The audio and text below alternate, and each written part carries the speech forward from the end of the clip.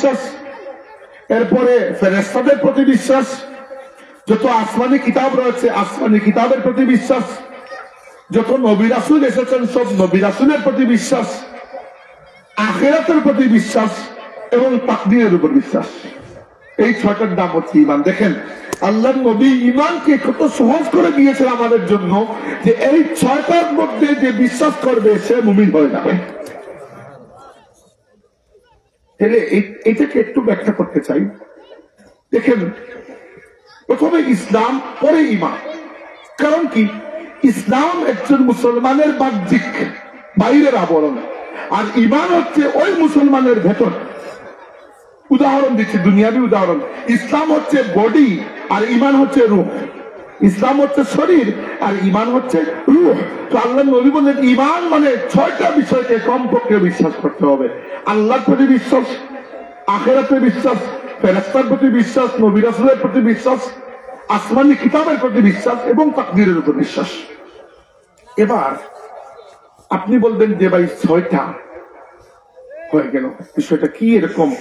আমি তো বলি লা ইলাহা ইল্লাল্লাহ মুহাম্মাদুর রাসূলুল্লাহ, আমার ঈমান তো এগুলোইতেই সীমাবদ্ধ।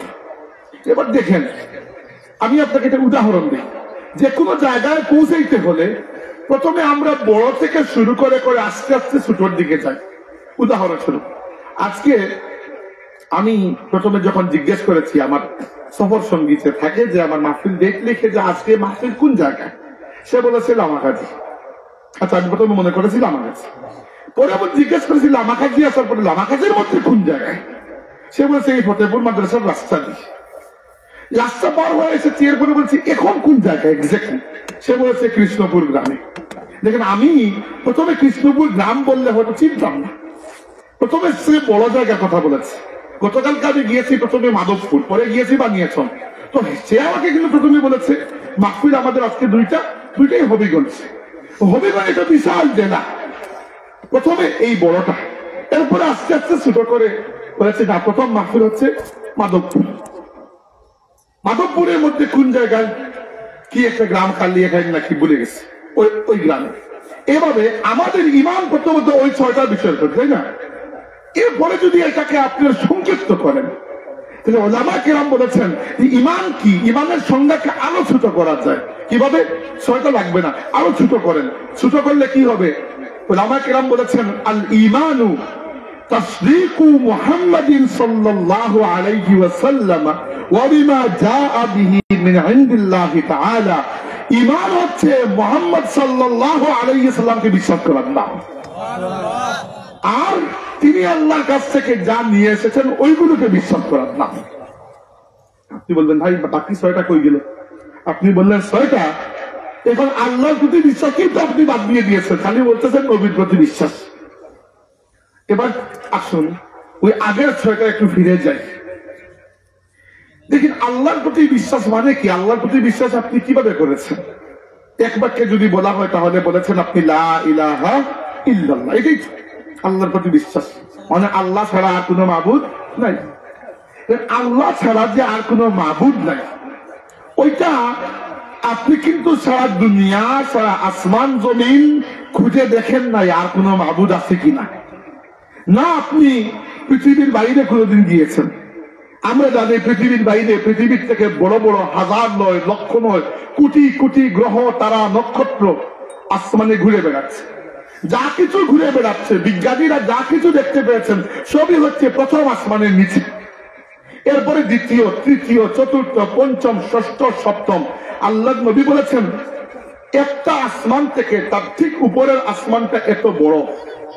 উদাহরণস্বরূপ দুই আসমান ধরেন, দ্বিতীয় আসমানের তুলনায় প্রথম আসমান এত ছোট, যেভাবে মরুভূমির মধ্যে তোমার আঙ্গুল থেকে যদি একটা আংটি পড়ে যায়, ওই মরুভূমির মধ্যে পুরো সারা মরুভূমিতে ওই আংটি যতটুকু ছোট, দ্বিতীয় আসমানের তুলনায় প্রথম আসমান এত ছোট, তৃতীয় আসমানের তুলনায় দ্বিতীয়টা এত ছোট, 4 নম্বরটা তুলনায় 3 নম্বরটা এরকম ছোট, এভাবে 7 নম্বরটা তুলনায় 6 নম্বরটা এত ছোট।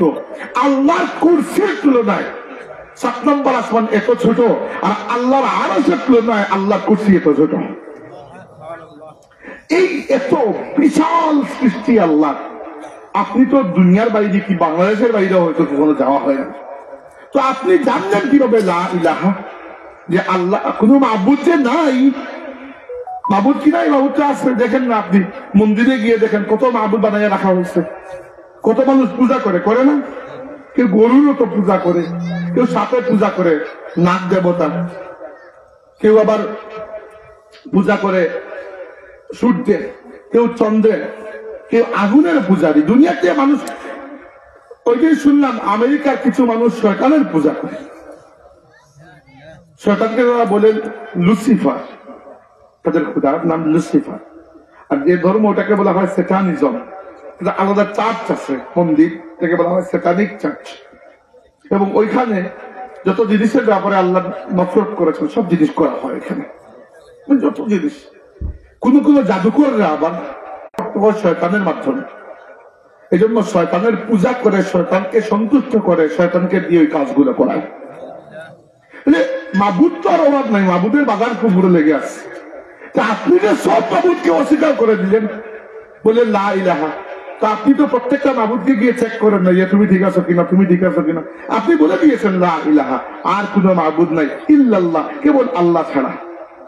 না আপনি সাত আসমান জমিন চেক করেছেন, না আপনি ভালো করে দেখেছেন হয়তো খুদা আরেকজন বসে আছেন কোন জায়গায়। কিন্তু এত বড় কথা আছে, আপনি বললেন লা ইলাহা ইল্লাল্লাহ, আল্লাহ ছাড়া কোনো মাবুদ নাই। এত বড় কথা, এটা কি গায়েবের খবর না? আপনি তো দেখেন নাই আল্লাহ ছাড়া মাবুদ আছে কিনা, আপনি বিশ্বাস করে নিয়েছেন। কিভাবে বিশ্বাস করলেন? কারণ এই খবর যিনি আপনাকে দিয়েছেন মুহাম্মদুর রাসূলুল্লাহ সাল্লাল্লাহু আলাইহি ওয়াসাল্লাম, তার সততার প্রতি আপনার এরকম বিশ্বাস যে আপনার চোখের দেখা মিথ্যা হতে পারে, তার কথা মিথ্যা হতে পারে না। এবার যদি আমার ওই সংজ্ঞা ইমানের পরিচয়ের দিকে আপনি খেয়াল করুন, আল ঈমানু তাসদীকু মুহাম্মাদিন সাল্লাল্লাহু আলাইহি ওয়াসাল্লাম, ঈমান হচ্ছে মুহাম্মদ সাল্লাল্লাহু আলাইহি ওয়াসাল্লামকে বিশ্বাস করার নাম। এবার যদি ঈমান হয়ে থাকে মুহাম্মদ সাল্লাল্লাহু আলাইহি ওয়াসাল্লামকে বিশ্বাস করার নাম, তাহলে আল্লাহকে যে বিশ্বাস করতে হবে এটাও তো তিনিই বলেছেন। ফেরেশতা দেখেছেন কখনো ফেরেশতাকে? কি জন্য বিশ্বাস করেন? নবী বলেছেন, এই জন্যই তো। আসমানি কিতাব, বাকি কোন কিতাবকে তো আমরা দেখিও নাই, এমনকি খুদ কোরআন শরীফ, এটি যে আল্লাহ কালাম, আপনাকে কে বলছে? ফেরেশতা জিবরাইলকে আপনার কাছে কোরআন নিয়ে আসছেন, নাকি নাজিল হওয়ার সময় আপনি ভিডিও করে রেখেছেন? বুঝলেন কিভাবে আল্লাহ কালাম? নবী বলেছেন আল্লাহ কালাম, তাই আপনি বিশ্বাস করেছেন আল্লাহ কালাম।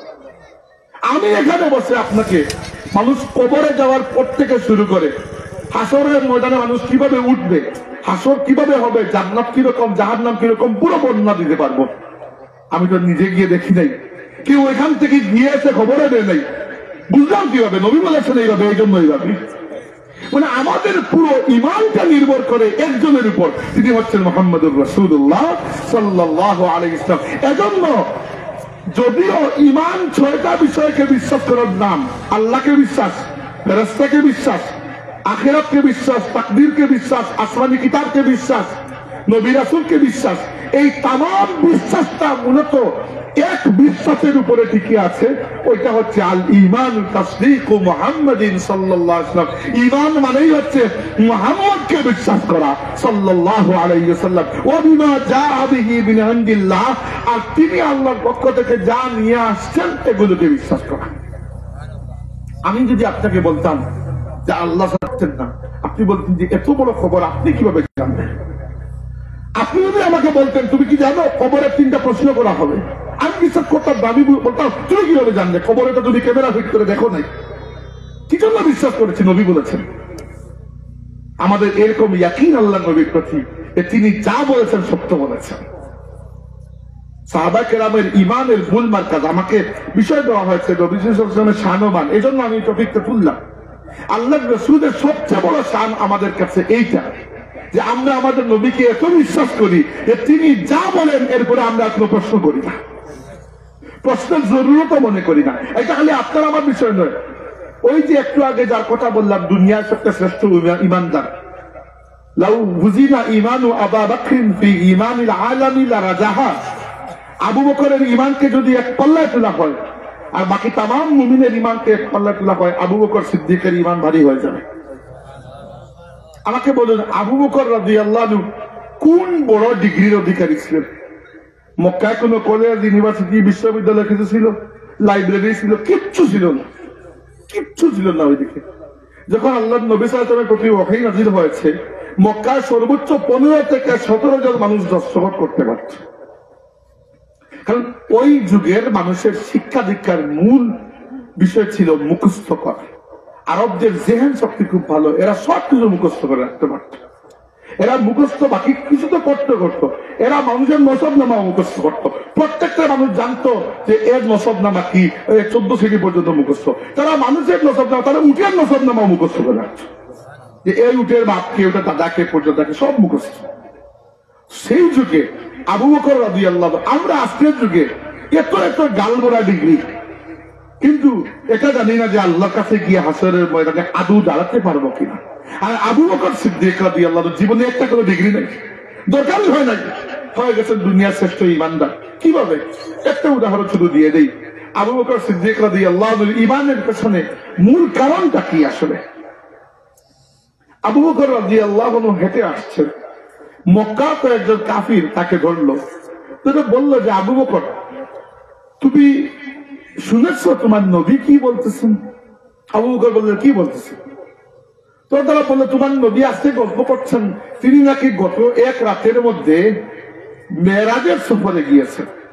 মসজিদে হারাম মক্কা থেকে মসজিদে আকসা বাইতুল মাকদিস হয়ে আরো নাকি উপরে গিয়ে কোন জায়গায় সফর করে চলে এসেছেন।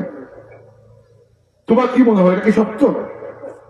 দেখেন, আবু বকর রাদিয়াল্লাহু আনহু আল্লাহর নবীর কণ্ঠ থেকে এখনো পুরো ঘটনা শুনেন নাই, শুনেছেন ওদের মুখ থেকে, কিন্তু ওরা বলেছেন নবীর রেফারেন্স দিয়ে, তোমার নবী এটা বলেছেন। আবু বকর রাদিয়াল্লাহু আনহু বলেন, লা ইন কানা ক্বালা যাকা লাকাদ সাদাকা, যদি তিনি এটা বলে থাকেন তাহলে তিনি সত্য বলেছেন। সুবহানাল্লাহ, এইটাই হচ্ছে আবু বকরের ঈমান, তিনি বলে থাকেন তিনি সত্য কথা বলেছেন। আবু বকর সিদ্দিক রাদিয়াল্লাহু আনহু ঈমানদার হলেন এই কারণে যে আল্লাহর রাসূলের প্রতি তার এরকম বিশ্বাস ছিল, যে বিশ্বাসটা আমরা অর্জন করতে পারি নাই। আল ঈমানু তাসদীকু মুহাম্মাদিন সাল্লাল্লাহু আলাইহি ওয়াসাল্লাম, ঈমান হচ্ছে মুহাম্মদ সাল্লাল্লাহু আলাইহি ওয়াসাল্লামকে বিশ্বাস করার নাম। সাহাবা কেরাম এইভাবে বিশ্বাস করতেন যে আল্লাহর রাসূল সাল্লাল্লাহু আলাইহি ওয়াসাল্লাম একবার এক ইহুদি ব্যক্তির কাছ থেকে একটা ঘোড়া কিনলেন। ঘোড়া কেনার পরে লেনদেন শেষ করে বাইরে তাকে দাঁড়িয়ে রেখে তিনি ঘরের মধ্যে গেলেন টাকা নিয়ে আসার জন্য। এখন ওই সময়ের মধ্যে কিছু মানুষ ওই জায়গা দিয়ে পার হচ্ছিল, তারা ঘোড়াটির খুব প্রশংসা করলো। ওই ইহুদি ব্যক্তি চিন্তা করলো যে ঘোড়াটির যখন মানুষ এত তারিফ করছে, ঘোড়াটি এখানে উনার কাছে বিক্রি না করে যদি বাজারে নিয়ে যাই, মুলামুলি করলে দাম আর একটু ভালো পাবো। আল্লাহর রাসূল টাকা নিয়ে এসেছেন, সে বলল, আপনি মিথ্যা বলছেন, আমি আপনার কাছে কোনো ঘোড়া বিক্রি করি না। চিন্তা করে কত বড় মিথ্যা চার। সে বললো যে আপনি মিথ্যা দাবি করছেন। আল্লাহর রাসূল বললেন যে এই মাত্র তোমার সাথে আমার লেনদেন শেষ হলো, লেনদেন ফাইনাল হওয়ার পরে আমি টাকা আনতে গেলাম, আর এখন সে তুমি অস্বীকার করছে। সে বলল, না, আপনি যে দাবি করছেন ঘোড়া কিনছেন, আপনি সাক্ষী আছে আপনার? আপনার শরীয়ত অনুযায়ী সাক্ষী রাখবে, যে দাবি করবে তাকে সাক্ষী দিতে হবে, আপনার কোনো সাক্ষী আছে? এখন ওই সময় আসলে কোনো সাক্ষী ছিল না, কারণ যখন লেনদেন হয়েছে কোনো মানুষ ছিল না ওইখানে। তো অনেকেই জমে গেছে আশেপাশে কি হচ্ছে দেখার জন্য, সাক্ষী কেউ তো নাই। আল্লাহ রাসূল লজ্জার মধ্যে পড়ে গেলেন যে একটা ইহুদি আমাকে এখন মিথ্যাবাদী বলছে, নাউযুবিল্লাহ। এবার রাসূল সাল্লাল্লাহু আলাইহি ওয়াসাল্লাম দাঁড়িয়ে আছেন। ওই সময় এক সাহাবী, মদিনার আনসারী সাহাবী, নাম ছিল খুযাইমা ইবনে সাবিত রাদিয়াল্লাহু আনহু। খুযাইমা রাদিয়াল্লাহু আনহু এগিয়ে আসলেন, এসে বললেন, ইয়া রাসূলুল্লাহ, আমি সাক্ষী দিচ্ছি আপনি ঘোড়াটি কিনেছেন। এখন ইহুদির মনেও তো পুলিশ, কারণ সেও তো যাতে সে মিথ্যা বলতেছে, সেটা ঠিক আছে, সাক্ষী যদি থাকে ঠিক আছে, টাকা দেন, ঘোড়া নিয়ে যান। শেষ, ঘোড়া নিয়ে গেল। আল্লাহ নবী ঘোড়া নিয়ে গেলেন, সে টাকা নিয়ে গেল। আল্লাহ রাসূল বড় অবাক করেন। সবাই সরে যাওয়ার পরে খুযাইমাকে ডাক দিয়ে জিজ্ঞেস করলেন, কাইফা তাশহাদু ওয়া আন্নাকা লাম তাকুন হাদিরান, তুমি এখানে উপস্থিত ছিলে না, তুমি কিভাবে সাক্ষী দিয়েছো? খুযাইমা বলেন, ইয়া রাসূলুল্লাহ, এইটা আর এমন বড় কি, আপনি যখন বলেছেন আল্লাহ এক, আমি তো না দেখে সাক্ষী দিয়েছি আল্লাহ এক। আপনি বলেছেন মৃত্যুর পরে আল্লাহ আবার আমাকে জীবিত করবেন, আমি না দেখে সাক্ষী দিয়েছি আখিরাতের উপর। আপনি বলেছেন আপনি আল্লাহর নবী, আমি প্রমাণ ছাড়াই সাক্ষী দিয়েছি আপনি আল্লাহর নবী। অতএব আমার নবী যেহেতু বলেছেন তিনি ঘোড়া কিনেছেন, আমি সাক্ষী দিয়েছি আমার নবী ঘোড়া কিনেছেন। বাস।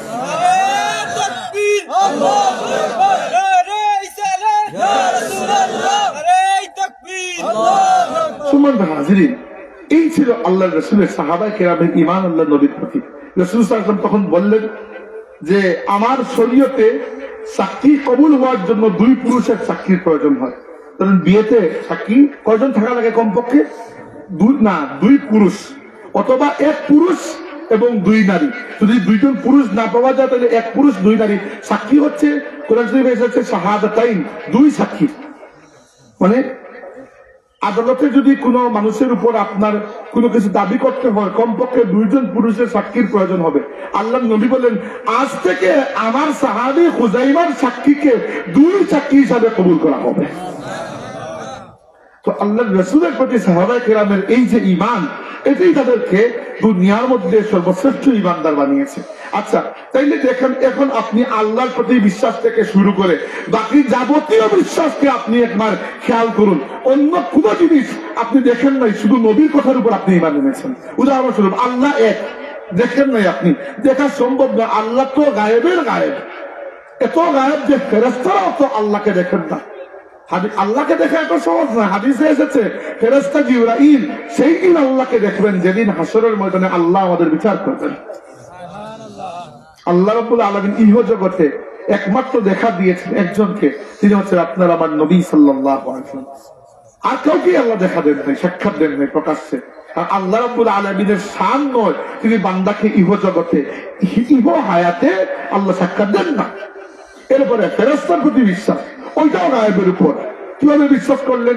নবী বলেছেন আসমানি কিতাব, কোন আসমানি কিতাব আপনার সামনে নাজিল হয় নাই, বিশ্বাস করলেন কিভাবে যে ওইগুলো আসমানি কিতাব? বাকি কিতাবের কথা বাদ দেন, কোরআন যে আল্লাহর কিতাব, তাওরাত না হয় আল্লাহ লিখিয়ে মুসা আলাইহিস সালামের কাছে পাঠিয়ে দিয়েছেন, কোরআন তো আল্লাহ লিখে পাঠান নাই।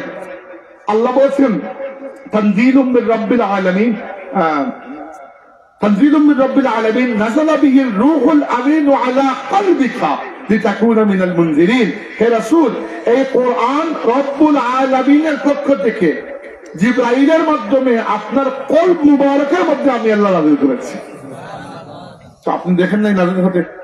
নবী তো তার জীবনে শুধু কোরআন বলেন নাই, কোরআন ছাড়া আরো কোথাও তো বলেছেন। যেটা নবী কোরআন বলে দিয়েছেন ওইটা আল্লাহ কালাম হয়ে গেছে। চিন্তা করতে পারেন আপনি, আল্লাহর রাসূলের সবচেয়ে বড় শান হচ্ছে এইটা। তিনি জীবনে অনেক কথা বলেছেন, যেই কথা বলার সময় তিনি বলেছেন যে এটা আল্লাহর কথা, ওই কথাকে আমরা কোরআন হিসাবে গ্রহণ করেছি। আর যেটাকে বলার সময় তিনি আল্লাহর কথা বলেন নাই, ওইটাকে আমরা নবীর হাদিস হিসাবে গ্রহণ করে নিয়েছি। আল্লাহ রাসূলের সবচেয়ে বড় শান হচ্ছে তার প্রতি ঈমানের মাধ্যমে আমাদের ঈমান পরিপূর্ণতা লাভ করে। আল্লাহর নবীর প্রতি ঈমানের মাধ্যমে ঈমান শুরু হয় আর ওইখানে গিয়ে ঈমান শেষ হয়। বাকি দেখেন তাকদীর, আল্লাহ আপনার তাকদীর কি লিখে রেখেছেন, কোন জায়গায় আদৌ কি লিখেছেন জানা তো সম্ভবই নয়। পুরো আখিরাত গায়েবের মধ্যে, মানে বলতে যাচ্ছি আপনার পুরো ঈমানটাই তো গায়েবের উপর। আল্লাহ কোরআন শরীফে বলেছেন হুদাল লিল মুত্তাকিন আল্লাযীনা ইউমিনুনা বিল গায়ব। কোরআন শরীফ হিদায়াত দেয় মুত্তাকিদেরকে, আর মুত্তাকি তারা যাদের প্রথম পরিচয় হচ্ছে এরা গায়েবের উপর ঈমান আনে। আমরা যে 6টা বিষয়ের প্রতি ঈমান এনেছি, আমানতু বিল্লাহি ওয়া মালাইকাতিহি ওয়া কুতুবিহি ওয়া রুসুলিহি ইত্যাদি ইত্যাদি, এই সব তো গায়েব। আল্লাহ গায়েব, ফেরেশতারা গায়েব, আখিরাত গায়েব। দেখেছেন কোনো একটাকে? দেখেন নাই। বিশ্বাস কি জন্য করেছেন? যিনি এই সকল গায়েবের খবর দিয়েছেন আমরা তাকে বিশ্বাস করে নিয়েছি। আচ্ছা, ওই যুবকের কথা বলছিলাম, ওই যুবক জিজ্ঞেস করলেন প্রথমে ইসলাম কাকে বলে? নবী কি জবাব দিয়েছেন? ইসলাম হচ্ছে 5টা জিনিসের নাম, শাহাদাত, নামাজ, রোজা, হজ, যাকাত। এরপরে ঈমান কাকে বলে? ঈমান হচ্ছে 6টা বিষয়কে বিশ্বাস করার নাম, আল্লাহ, ফেরেশতা, আসমানি কিতাব, নবী রাসূল, আখিরাত এবং তাকদীর। এরপরে ওই যুবক জিজ্ঞেস করলেন আখবিরনি আনিল ইহসান, হে রাসূল আমাকে বলুন ইহসান কাকে বলে? প্রথমে বলেছেন ইসলাম, পরে বলেছেন ঈমান, পরে বলেছেন ইহসান। ইহসান শব্দের স্বাভাবিক অর্থ দুইটা। একটা হচ্ছে আহসানা ইউহসিনু, ইহসান একই মাদ্দা থেকে এক শব্দের অর্থ হচ্ছে সুন্দর ব্যবহার করা, সুন্দর আচরণ করা, কোনো কিছুকে সুন্দর করে সাজানো। এটাই হচ্ছে মূল অর্থ। যেখানে যে জিনিসটা যায় ওইখানে ওইটা করার নাম হচ্ছে ইহসান, সুন্দর করা। উদাহরণস্বরূপ, আমি বক্তা, আপনারা শ্রোতা। এখন এমন যদি হতো যে আপনারা আমাকে মাটিতে বসিয়ে দিতেন আর আপনারা সবাই চেয়ার নিয়ে মঞ্চের উপরে উঠে যেতেন, আমি বললে তবুও আপনারা শুনতেন, কিন্তু ওইটা ইহসান হতো না, মাহফিলের সৌন্দর্য নষ্ট হয়ে গেছে। একইভাবে আপনারা এইরকম মাইক লাইট সুন্দর করে প্যান্ডেল না করেও মাহফিল করতে পারতেন, হয়ে যেত, কিন্তু সুন্দর হতো না, ইহসান হতো না। ইহসান হচ্ছে যে কাজটাকে যেভাবে করলে সর্বোচ্চ সুন্দর হয়, ওইটা হচ্ছে ইহসান। তো ওই যুবক জিজ্ঞেস করেছেন যে আপনি যে ইসলামের দাওয়াত দেন ওই ইসলামটাও আমি বুঝলাম, আপনি যে ইমানের কথা বলেন ওই ইমানটাও আমি বুঝলাম, এবার বলুন ইসলাম এবং ইমানকে সর্বোচ্চ সুন্দর করার পদ্ধতি কি, ইহসান কি আসলে? আল্লাহ নবী জবাব দিলেন, এত সুন্দর জবাব, বললেন আল ইহসানু আন তা'বুদাল্লাহা কাআন্নাকা তারাহু ফাইন লাম তাকুন তারাহু ফাইন্নাহু ইয়ারাকা। ইহসান হচ্ছে তুমি যখনই আল্লাহর ইবাদত করবে এমন ভাবে করবে যেন তুমি তোমার চোখের সামনে আল্লাহকে দেখতে পাচ্ছ। ফাইন লাম তাকুন তারাহু, যদি মনের মধ্যে এতটুকু না আসে, আল্লাহকে দেখতে পাচ্ছি এটা মনে করা তো সহজ বিষয় না, আল্লাহকে আসলে আমরা দেখতে পাচ্ছি না। তো যুবককে আল্লাহ নবী বললেন, যদি শুনো, যদি আল্লাহকে আমি দেখতে পাচ্ছি এইটা মনের মধ্যে না আনতে পারো, অন্তত এটা মনে রেখো ইন্নাহু ইয়ারাকা, আল্লাহ তোমার সামনে তোমাকে দেখতে পাচ্ছেন। এবার একটা জিনিস চিন্তা করে দেখুন, আমরা যদি আমাদের পুরো জীবনটা বা জীবনের একটা অংশ এইভাবে কাটাই যে আল্লাহ আমার সামনে আমাকে দেখতে পাচ্ছেন, মানুষের পক্ষে গুনাহ করা সম্ভব? সম্ভব। আল্লাহ নবী বলেছেন, লা ইয়াজনি জানি ওয়া হুয়া মুমিনুন হিনা ইয়াজনি ওয়া হুয়া মুমিনুন, লা ইয়াসরিকু সারিকু হিনা ইয়াসরিকু ওয়া হুয়া মুমিনুন। এরপরে লম্বা হাদিস আমি সংক্ষিপ্ত করলাম। বলেছেন, কোন বদকারী ব্যক্তি ইমানদার অবস্থায় বদকারী করতে পারে না, কোন চোর ইমানদার অবস্থায় চুরি করতে পারে না। কিন্তু মুশকিলের মধ্যে পড়ে গেলাম, কেউ চুরি করলে কি কাফির হয়ে যাবে? না। আল্লাহ নবী এখানে দুনিয়াবি ইমানের কথা বলেন নাই, বলেছেন আসল ওই ইমানের কথা, যে ইমান আপনাকে বলে যে আল্লাহ আপনার সামনে আপনাকে দেখছেন। দেখেন, একজন চোর ডাকাত যখন চুরি ডাকাতি করে, একজন বদকার যখন বদকারি করে, সে যদি ওই সময় মনের মধ্যে প্রবল ভাবে ধারণা রাখে যে আমার আল্লাহ আমাকে এখন দেখছেন, সে কি করতে পারবে? বদকারি। তার মানে যখন মানুষ বদকারি করে, চুরি করে বা অন্য কোনো খারাপ কাজ করে, তখন কতক্ষণের জন্য সে ইচ্ছা করে আল্লাহকে সরিয়ে রাখে, তাই না? যদি ইচ্ছা করে সে আল্লাহকে তার মাইন্ড থেকে, তার দিমাগ থেকে সরিয়ে না রাখে, ওই গুণা কিন্তু সে করতে পারবে না। তার মানে আল্লাহ নবী বুঝাচ্ছেন, ইমান হচ্ছে অন্তর দিয়ে আল্লাহকে বিশ্বাস করার নাম। দৃঢ়ভাবে বিশ্বাস করি। ধরেন একজন চোর, সেও বিশ্বাস করে আল্লাহ একজন আছেন, তার মানে তার ইমান আছে। আবার ইসলাম হচ্ছে বাহ্যিক ইবাদত, নামাজ রোজা সেও করছে, কিন্তু যখন চুরি করছে তখন কোন সমস্যায় সে ভুগছে? তখন সে ইহসান করতে পারছে না। আসলে কেন? ইহসান যদি করতো তাহলে সে বুঝতে পারতো যে আমি সরাসরি আল্লাহকে দেখছি, আর যদি নাও বা দেখি আল্লাহ তাকে তো আমাকে দেখছেন, তখন তো আর চুরি করা সম্ভব ছিল না। তার মানে এইটাও জরুরি। তার মানে হচ্ছে বাইরের লেভেল হচ্ছে ইসলাম, এর থেকে একটু ভেতরে ইমান, আর এর থেকে গভীরে হচ্ছে ইহসান। যেভাবে আমি বলেছিলাম যে সবচেয়ে বাইরের লেভেলটা হচ্ছে হবিগঞ্জ, এরপরে মাধবপুর, আর এরপরে কোন গ্রামে গিয়েছিলাম মনে হয়, কালকে উদাহরণ যেটা দিলাম আমি আপনাদেরকে এই জন্য দিয়েছি, বিষয়টা বোঝানোর জন্য যে ইসলাম হচ্ছে বাইরের আবরণ। চুর ডাকাত বাটপার বদমাশ সবাই তো মুসলমান, ঠিক আছে, মুসলমান, নাম আব্দুল করিম, আব্দুল রহিম। এরপরে ইমানও আছে ভেতরে, না বলতেছি না চুরি করলে কেউ কাফির তো হয় না। যত বড় গুনাহ করুক, কেউ যদি আল্লাহকে এবং রাসূলকে অস্বীকার না করে, আখিরাতকে অস্বীকার না করে, কাফির তো হবে না, ঠিক আছে। চুরও ইমানদার, এবং আসলে ইমানদার সে তার শাস্তি ভোগ করে, এক সময় জান্নাতে অবশ্যই যাবে যদি ইমান থাকে, চুরের মধ্যে ইমান আছে। কিন্তু নাই কোনটা, নাই হচ্ছে একেবারে গভীরের জায়গা ইহসান, আন তা'বুদাল্লাহা কাআন্নাকা তারাহু। এবং কোরআন শরীফে আল্লাহ বলেছেন আমাদেরকে, ওয়া হুয়া মাআকুম আইনামা কুনতুম, তোমরা যেখানেই যাও তিনি তোমাদের সঙ্গে আছেন। আল্লাহ বলেছেন, নাহনু আকরাবু ইলাইহি মিন হাবলিল ওয়ারিদ, বান্দা আমি তোমাদের গলার রক্তবালির চাইতেও তোমাদের নিকটে আছি। যে ব্যক্তি ওইভাবে আল্লাহকে কল্পনা করে সে কখনো বদকারি করা সম্ভব না। হ্যাঁ, আমরা সবসময় এরকম পারি না, কিন্তু জীবনের একটা টাইমে কমসে কম ইবাদত করার সময়, নামাজের সময় তো অন্তত পক্ষে মনে করা উচিত যে আল্লাহ আমার সামনে আমি দেখতে পাচ্ছি, আমি আল্লাহর কুদরতের কদমের মধ্যে সেজদা করছি। সুবহানাল্লাহ। এবং এই যে আল্লাহকে অনুভব করা, আল্লাহ গায়েব, এমন গায়েব যে আল্লাহ থেকে গায়েব আর কিছু নাই, তাই না? অন্য কিছুকে আপনি হয়তো দেখতে পারবেন, আল্লাহকে দেখা এই দুনিয়াতে সম্ভব না। তবুও আমরা এমন ভাবে ঈমান এনেছি যে আল্লাহর ভয়ে আমি বদকারি করছি না। এই যে গায়েবের উপর ঈমান আনা, এটা এত বড় সওয়াবের কাজ যে এর বিনিময়টা কিয়ামতের দিন আল্লাহ এইরকম দিবেন। আল্লাহ জান্নাতীদেরকে জিজ্ঞেস করবেন, হে আমার বান্দারা, তোমরা কি আমার প্রতি সন্তুষ্ট? আল্লাহ রাব্বুল আলামিনের জবাবে মানুষ জান্নাতীরা বলবে, এবং আমরা আশা করি আমরা ওই সময় থাকবো, আল্লাহুম্মা আমিন। তো জান্নাতীরা বলবে, আল্লাহ আমরা তোমার প্রতি সন্তুষ্ট, তুমি এত নিয়ামত দিয়েছো, এরপরে সন্তুষ্ট না হয়ে পারি আমরা? আল্লাহ জিজ্ঞেস করবে, তোমরা কি আর কিছু চাও না? বান্দা বলবে, আল্লাহ আর তো কিছু চাওয়ার নাই। আল্লাহ জিজ্ঞেস করবেন, হে আমার বান্দারা, তোমরা কি আমি আল্লাহকে দেখতে চাও না? এটা তো কেউ কল্পনা করে নাই, তাই না? বান্দারা জিজ্ঞেস করবে, আল্লাহ এটা কি সম্ভব? হাদিসে এসেছে আল্লাহ পাক তার হিজাব সরিয়ে ফেলবেন এবং পূর্ণিমার রাতে পরিষ্কার আকাশে মানুষ যেরকম পূর্ণিমার চাঁদকে দেখতে পায়, কোনো অসুবিধা হয় না, ওইভাবে জান্নাতীরা জান্নাতি চোখ দিয়ে আল্লাহ তাবারাকা ওয়া তাআলার ওয়াজহে কারীমকে অবলোকন করবে। গায়েবের উপর ঈমান এত সহজ নয়। আমরা যে গায়েবের উপর ঈমান এনেছি, এটা এত বড় কঠিন কাজ। আল্লাহ শুকরিয়া আমরা ঈমান এনেছি, নইলে মানুষের আকল গায়েবকে স্বীকার করতে চায় না আসলে, তাই না? মানুষ তো আকলওয়ালা প্রাণী, মানুষ তো নিত্য প্রাণী না, মানুষ তো আকলওয়ালা প্রাণী। গরু ছাগল এইগুলা আকল নাই, আকল নাই ওদের। যেটা আছে এটা হচ্ছে ইনস্টিংক্ট।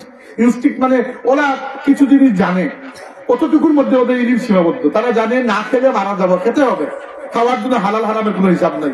তারা জানে আমার বংশ বিস্তার করতে হবে বাচ্চা জন্ম দেওয়ার মাধ্যমে। তারা জানে যে কেউ আমাকে মারলে আমি ব্যথা পাবো, যেভাবে মার না খাই ওই ব্যবস্থা করতে হবে, তাই না? এগুলাকে আকল বলে দেয়, ওইগুলাকে বলা হয় ইনস্টিংক্ট। আকল বহুত গভীর জিনিস। আকল রয়েছে তিনটা মাখলুকের, আকল রয়েছে ফেরেশতা, মানুষ এবং জিন। এজন্য ফেরেশতাকে বাদ দেন, ফেরেশতা স্পেশাল। মানুষ এবং জিনের উপর আল্লাহ শরীয়ত, বাকি কোনো কিছুর উপর শরীয়ত নয়। গরু যদি হারাম খাবার খায়, গরুকে আল্লাহ জিজ্ঞেস করবে না তুমি হারাম খাইছো কেন, কারণ গরুর উপর শরীয়ত আল্লাহ দেয়নি না, মানুষ এবং জিনের উপর দিয়েছেন। আর ফেরেশতার হিসাব ভিন্ন, কারণ ফেরেশতার হিসাবটা সত্যি অন্যরকম। তাই যেটি বলছিলাম আপনাদেরকে যে মানুষ আকলওয়ালা প্রাণী, আর আমার আকল আমাকে বলে যে এই পানির বোতলটাকে আমি বিশ্বাস করতে পারি, যেহেতু আমার সামনে আছে, আমি চোখেও দেখতে পাচ্ছি, হাত দিয়ে স্পর্শ করতে পারছি। খুলে যদি আমি পানির ঢোক নেই তাহলে আমার পিপাসাও মিটবে। তাহলে একটা পানির বোতল হওয়ার জন্য তিনটা সাক্ষী আমার কাছে আছে। এটা হচ্ছে আমার চোখের দৃষ্টি, এটা হচ্ছে হাতের স্পর্শ, এটা হচ্ছে পানির স্বাদ আমি নিতে পারছি। কিন্তু কেউ যদি এখন আপনাকে বলে যে পৃথিবীর বাইরে মঙ্গল গ্রহের মধ্যে একটা পানির বোতল পাওয়া গেছে, আপনি বিশ্বাস করতে চাইবেন না, কারণ গাও গা কথা, ওইখানে পানির বোতল নেবে কে? হ্যাঁ, পানি পাওয়া গেছে মানতে পারে মানুষ, হয়তো নিচে পানি থাকতে পারে, কিন্তু এই যে আপনার জীবন কোম্পানির পানির বোতল এখানে কে নিয়ে যাবে? মানুষ গায়েবের উপর বিশ্বাস করতে চায় না, তবুও আমরা আল্লাহর উপর বিশ্বাস করেছি। এটা এত বড় নিয়ামত, এটা কিয়ামতের দিন আপনারা বুঝবেন আল্লাহর কাছে গিয়ে যে আপনারা কত বড় কাজ করে এসেছেন। আল্লাহ রাসূল বলেছেন, নাহনুল আখিরুন আল আউয়ালুন, আমরা দুনিয়াতে এসেছি আখেরি উম্মত হিসাবে, জান্নাতে প্রবেশ করব প্রথম উম্মত হিসাবে। এই সবই হচ্ছে গায়েবের উপর ইমানের বদৌলত। সম্মানিত হাজিরিন, এই গেল ইমানের মাসলা। আচ্ছা, ওই যুবক এরপরে আল্লাহ নবীকে আবার জিজ্ঞেস করলেন যে তিনটা প্রশ্ন বুঝলাম, ইসলাম কাকে বলে, ইমান কাকে বলে, ইহসান কাকে বলে, এবার আমাকে বলুন কিয়ামত কখন হবে? আল্লাহ রাসূল জবাব দিলেন, মাল মাসউলু আনহা বিআলামা মিনাস সাইল। এই ব্যাপারে প্রশ্নকারী যা জানে উত্তরদাতাও সেরকমই জানে। মানে হচ্ছে এই ব্যাপারে এক্সাক্ট ডেট এবং টাইম যেরকম তুমিও জানো না, আল্লাহ আমাকেও এই খবর দেন নাই, কারণ ওইটা আল্লাহ গায়েবের মধ্যে রেখেছেন, ওইটা আমাদের জন্য পরীক্ষা। আপনি যদি জানেন যে কিয়ামত অমুক দিন হবে, আপনি বলবেন ঠিক আছে, এর আগে ভালো করে তাওবা করে ফেলবেন, তাহলে তো পরীক্ষা থাকলো না, তাই না? তো আল্লাহ এই জন্য এক্সাক্ট ডেট এবং টাইম আল্লাহ নিজের কাছেই রেখেছেন। অথবা যদি নবীকে জানান আল্লাহ, তবু অন্য কাউকে বলার অনুমতি দেন নাই। দুইটা অর্থ হইতে পারে। আচ্ছা, যুবক বলে ঠিক আছে, আখবিরিনি আন আশরাফিহা, কিয়ামতের কয়েকটা আলামত আমাকে বললেন। আল্লাহ নবী তখন দুইটা আলামত বললেন। কিয়ামতের অনেকগুলো আলামত, কিয়ামতের আলামত দুই ভাগে বিভক্ত। এখন বলতে পারবো না, সময় নেই, 15টা হাজার আপনাদের আজকাল গড়ি দেখতেছে। অন্য আগামী বছর আসলে কিয়ামতের আলামত সম্পর্কে বলবো না ইনশাল্লাহ। কিয়ামতের আলামত দুই ভাগে বিভক্ত, ছোট আলামত আর বড় আলামত। ছোট আলামত হবে প্রথমে।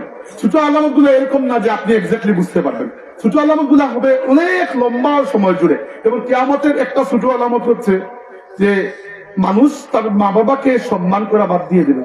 তো এটা এরকম না যে এই মাসের এই তারিখে এই কাজ হবে, এটা সময় জুড়ে হবে। আর কিয়ামতের বড় আলামত হচ্ছে 10টা। এইগুলো হবে একেবারে শেষ দিকে, একটার পরে একটা, একটার পরে একটা হয়ে হয়ে কিয়ামত হয়ে যাবে। এইগুলো অনেক পরে বিষয়। এবার ওই যুবক জানতে চাইলেন যে কিয়ামতের বড় আলামত ঠিক আছে, ছোট ছোট আলামত, একটা স্পষ্ট আলামত আমাকে বলুন। আল্লাহ রাসূল দুইটা কথা বললেন আন তালিদাল আমাতু রাব্বাতাহা ওয়া আন তারাল হুফাতাল উরাতাল আলাতা রিআ আন-নাস ইয়াতাতাওয়ালুনা ফিল বুনিয়ান। দুটোই এখন পুরা হয়ে গেছে। প্রথমে বললেন আন তালিদাল আমাতু রাব্বাতাহা, তুমি দেখবে দাসী তার মুনিবকে, তার মালিককে জন্ম দেবে। মানে কি? মানে হচ্ছে সন্তান তার মায়ের সাথে এত খারাপ আচরণ করতে শুরু করবে, মনে হবে মা তার দাসী, সে হচ্ছে মায়ের মালিক। দুনিয়াতে মাঝে মধ্যে আমরা এরকম দেখি, এখনই দেখি, তাই না? আপনারা আমার দাড়ি পাকা মুরব্বী চাচা যারা বসে আছেন, আপনাদের যুগে যতটুকু দেখেছেন এখন এর থেকে বেশি কিন্তু আমরা দেখি, তাই না? নিশ্চিতভাবে আমার সন্তানরা আরো বেশি দেখবে, এরপরে আরো বেশি, আস্তে আস্তে তো যাচ্ছে ওই দিকে, তাই না? বাংলাদেশের মতো দেশ, রাষ্ট্র, মুসলিম দেশ, এই দেশে মাঝে মধ্যে পেপার পত্রিকায় খবর পাই যে সন্তানের হাতে মা খুন পান নাই। মাঝে মধ্যে ওই একটা পুলিশ অফিসারের মেয়ে ছিল না, ঐশী না কি জানি, তার বাবা মাকে হত্যা করে ফেলেছিল।